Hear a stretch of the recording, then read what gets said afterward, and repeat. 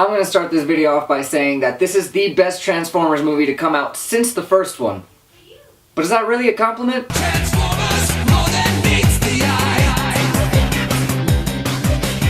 Guys, I'm gonna be 100% honest with you. When I found out that Michael Bay was not making this movie, I was like, there might still be some hope for this franchise. There literally hasn't been a good one since the first one. I mean, say what you want about the second one. I like the second one, but it is a very shit film. And it has progressively gotten worse and worse. You know, you subtracted out a Megan Fox and added a Mark Wahlberg. It's like, I don't want to watch this shit, especially with the Mark Wahlberg ones, man. Like, oh my God, they're terrible. But the one thing I will say about this franchise is that the first movie is the first movie I have ever gone to, and I saw it and I was just like, wow, we can really do anything with movies. Anything in the world. It was one of the first films where I was genuinely surprised with how good special effects can be, and I don't think I'm the only one out there. But unfortunately, this is the 6th movie in this franchise, so the magic has died significantly. But I will say, Travis Knight definitely brought back some of that magic with this Bumblebee movie. Guys, before this movie, Travis Knight worked on multiple stop-motion films. Movies like Paranorman, Coraline, and then he directed Kubo and the Two Strings. And if you have not seen Kubo and the Two Strings,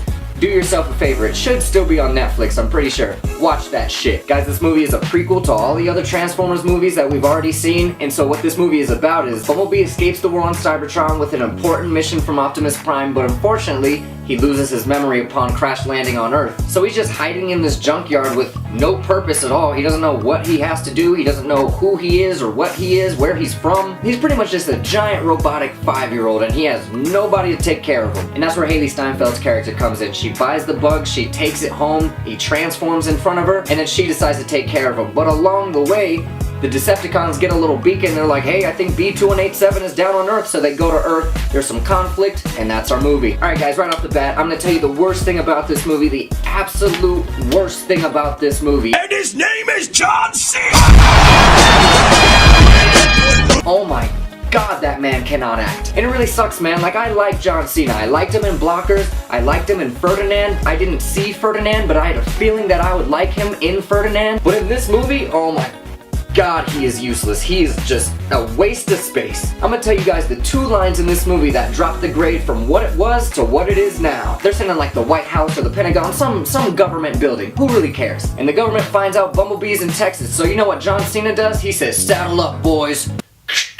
We're going to Texas. I'm like, you're in a government building. What are you cocking your gun for? Like, this shit is nonsense. And granted, it doesn't sound that bad, but wait for this next one. They're hiding Bumblebee in this bunker and shit, and the military guys, they're walking up, and John Cena, there's a big old bunker door there, and you know what he says? He's walking up, he says, there's a door in my way. And all the army guys go and blow it up. I'm just like, wow. Now, those lines don't seem that bad, but if you see them in the movie, they are delivered like absolute shit. And another problem I have with the movie, and this goes along with if it ain't broke, don't fix it, but this movie is such a cliche. Like, oh my God, it's so predictable. Nothing surprising happens in this movie at all. Like, the plot itself is just so basic. It's E.T., it's Stranger Things. If any kid finds an alien movie that you have ever seen, you know, kid finds alien, alien kid become friends, oh shit, the government's coming after the alien, but along the way the kid learns something about himself. Like, we've seen it, and I get it. If it ain't broke, don't fix it. I know, I get it,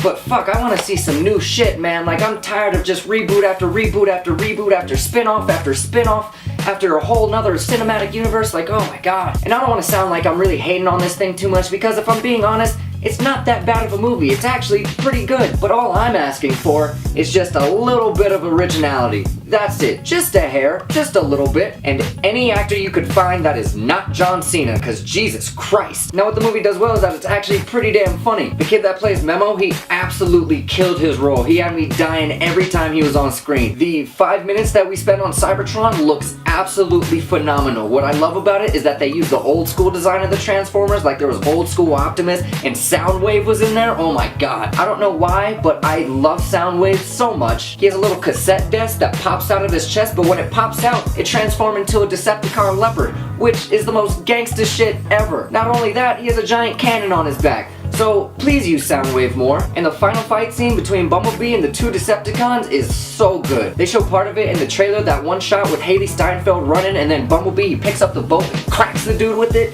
That shot right there, oh my god, it was so good. And so for that, guys, it gets a B-. You know, sure, the plot is basic as all hell. Sure, John Cena is the worst thing to happen to acting since The Rock.